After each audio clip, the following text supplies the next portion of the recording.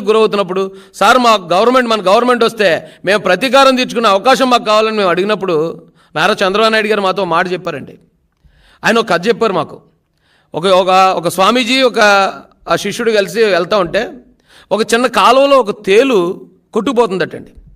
కొట్టుకుపోతుంటే దాన్ని చూసిన స్వామీజీ ఇమీడియట్గా ఆ తేలు ప్రాణాన్ని కాపాడడానికి ఆ తేలును పట్టుకున్నాడు చేతితో. పట్టుకుని దాన్ని ఇలా ఒడ్డు మీద చేర్చేలోపే 10-15 సార్లు దాన్ని ముళ్ళు గుచ్చేసిందట ఆయన స్వామీజీకి. అయినా కూడా స్వామీజీ ఆ తేలిని బయట విడిచిపెట్టాడు. అప్పుడు శిష్యుడు అడిగాడట, స్వామీజీ మీరేమో దాన్ని ప్రాణం కాపాడదాం అనుకున్నారు, అది చూస్తే మిమ్మల్ని ముళ్ళు గుచ్చేస్తుంది కదా అంటే ఆయన మాట అన్నాడట, ముళ్ళు గుచ్చడం అనేది దాని నైజం, కాపాడడం అనేది మనిషిగా మన నైజం. దాని నైజం కరెక్ట్గానే చేసింది, మన పని కూడా మనం కరెక్ట్గా చేయాలి అని చెప్పారట. సేమ్ నాకు మా అందరికీ కూడా ఆ రోజున చంద్రబాబు నాయుడు గారు చెప్పింది అదే. వీళ్ళు నేరస్తులు, వైసీపీ వాళ్ళు నేరస్తులు కాబట్టి వాళ్ళు నేరాలే చేస్తారు, వాళ్ళు దాడులే చేస్తారు, వాళ్ళు హత్యలే చేస్తారు. కానీ తెలుగుదేశం పార్టీలో అందరూ నాయకులు ఉన్నారు, లీడర్ ఎప్పుడు కూడా ప్రజల కోసం ఎన్ని దాడులైనా తట్టుకుని ప్రజల కోసం పనిచేస్తాడు తప్ప తిరిగి దాడులు చేస్తే వాళ్ళకి మనం నేరస్తులు అవుతాం. కాబట్టి వాళ్ళు అలాంటి నేరాలు చేశారు కాబట్టే ఈ రోజున 11 సీట్లకి ప్రజలు వాళ్ళని పరిమితం చేశారు. ఇక్కడ నారా చంద్రబాబు నాయుడు గారు ఆయన చంపేద్దాం అనుకున్నారు, ఆయన మీద దాడులు చేశారు, తప్పుడు కేసులు పెట్టారు, జైల్లో ఆయన చంపేద్దామని ట్రై చేశారు. నారా లోకేష్ గారి మీద 1కి 10 సార్లు దాడులు చేపించారు, రాళ్ళు ఇచ్చి కొట్టించారు, ఆయన చంపుదామని ప్రయత్నించారు. తెలుగుదేశం పార్టీ కార్యకర్తలు అందరి మీద, తల్లి లాంటి భువనేశ్వరమ్మ మీద ఎంత దారుణమైన నేరస్తులలో జగన్మోహన్ రెడ్డి గారి నేరస్తుడు, అవినాష్ రెడ్డి మర్డర్ కేసులో నేరస్తుడు, అతను ఆల్రెడీ బెయిల్ మీద బయట ఉన్నాడు. ఈ అనంతబాబు అనేవాడు చంపేసి డెడ్ బాడీ ఎమ్మెల్సీలు, ఎమ్మెల్యేలు, మంత్రులు, అంబటరాంబాబు మంత్రి మహిళలతో అసభ్యంగా ప్రవర్తించాడు. గోరంట్ల మాధవ్ ఎంపీ మహిళలతో న్యూడ్గా వీడియో కాల్ మాట్లాడుతూ దొరికేశాడు.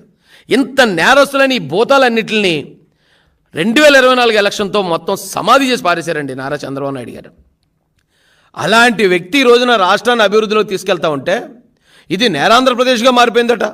ఇక్కడి నుంచి టీడీపీని క్విట్ చేయాలట. వీళ్ళు మాట్లాడే మాటలు, వీళ్ళు చేసే ప్రచారాలు. నేను ఈ రాష్ట్ర ప్రజలకి ఒకటే చెప్పాలనుకుంటున్నానండి, నారా చంద్రబాబు నాయుడు గారు ఇక్కడున్న మంచి వ్యక్తులందరి సహకారంతో ఈ వైసీపీ భూతాలన్నింటినీ సమాధి చేశారు. ఆ సమాధి నుంచే మళ్ళీ ఆ సమాధిని బద్దలు కొట్టుకుని ఎలాగైతే అరుంధతి సినిమాలో విలన్ బయట రావాలనుకున్నాడో ఈ భూతాలన్నీ మళ్ళీ అలా బయట రావడానికి ప్రయత్నిస్తున్నాయి. ఈ భూతాలను కనుక ఆ సమాధుల్లోంచి బయటికి రానిచ్చామా ఈ ఆంధ్రప్రదేశ్ని మొత్తం శ్మశానం చేసేస్తాయి. ఈ ఆంధ్రప్రదేశ్ని మొత్తం శ్మశానం చేయడానికే వాళ్ళు ఈ రోజున ఇలాంటి తప్పుడు ప్రచారాలతో మళ్ళీ ఎలాగైనా మళ్ళీ మన ఓట్లు సాధించి నెగ్గాలనే ప్రయత్నం చేస్తున్నారు. ఈ రాష్ట్ర ప్రజలందరూ అవసరమైతే 1కి 10 సార్లు ఆలోచించండి ఈ తప్పుడు ప్రచారాలని. ఒక్క వైసీపీ గవర్నమెంట్లో 600 మందిని చంపారండి, ఎస్సీలని, బీసీలని. ఆ చంపడానికి కారణం వాళ్ళ తగాదాలో, పాత కక్షలో కాదు. ఈ వైసీపీ చేస్తున్న మైనింగ్ మాఫియాను అడ్డుకున్నందుకు, వైసీపీ చేస్తున్న అక్రమాలని ప్రశ్నించినందుకు, వైసీపీ చేస్తున్న ప్రతి అన్యాయాన్ని ప్రశ్నిస్తున్నందుకు 600 మంది ఎస్సీ ఎస్టీ బీసీ మైనారిటీలని చంపారు.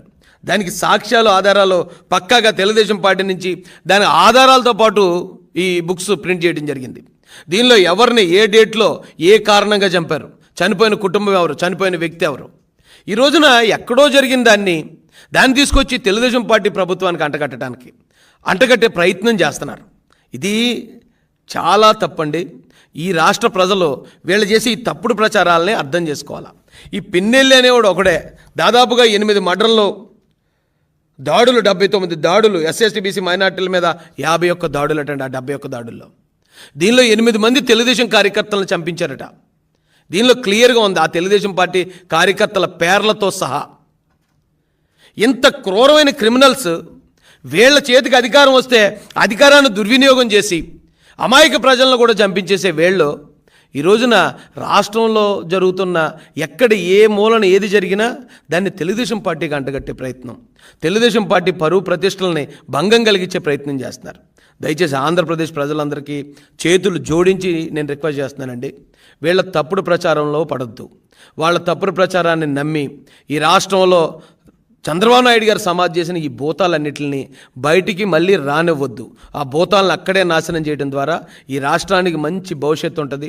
చంద్రబాబు నాయుడు గారు, లోకేష్ గారు వాళ్ళు నిరంతరం అభివృద్ధి వైపు వాళ్ళ పైన సాగిస్తున్నారు తప్ప ఎక్కడ కక్ష సాధింపులకి లేకపోతే ప్రతీకార దాడులకి వాళ్ళు ప్రోత్సహించట్లే. అలా ప్రోత్సహించేలా ఉంటే ఇదే తెలుగుదేశం పార్టీ మీద దాడి చేసిన ఏ ఒక్కడు ఈ రోజున ప్రాణాలతో భూమి మీద ఉండడు. తల్లి లాంటి మా భువనేశ్వరమ్మని ఎవరైతే అవమానించారో వాడెవ్వడో కూడా ఈ రోజున ఊపిరి పీల్చడం.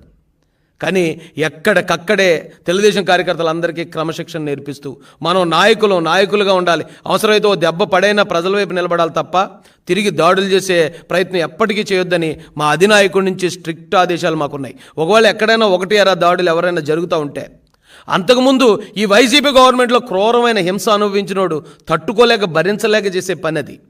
దాన్ని తీసుకొచ్చి తెలుగుదేశం పార్టీకి నారా చంద్రబాబు నాయుడు గారికి అంటగట్టే ప్రయత్నాన్ని ఇప్పటికన్నా ఆ సిగ్గులేని ఆ భూతాలు తెలుసుకోవాలని, వాళ్ళకి ఎంత చెప్పినా వాళ్ళకి ఎలాగ సిగ్గు ఉండదు కాబట్టి, వాళ్ళు తెలుసుకునే ప్రయత్నం చేయరు కాబట్టి ప్రజలే దీన్ని అర్థం చేసుకోవాల్సిందిగా వీళ్ళ తప్పుడు ప్రచారాల నుంచి ఈ రాష్ట్రాన్ని కాపాడి మన రాష్ట్రాన్ని, మన భావి భారత పౌరుల భవిష్యత్తును కాపాడుకోవాల్సిన అవసరం కూడా మనకే ఉందని తెలియజేస్తూ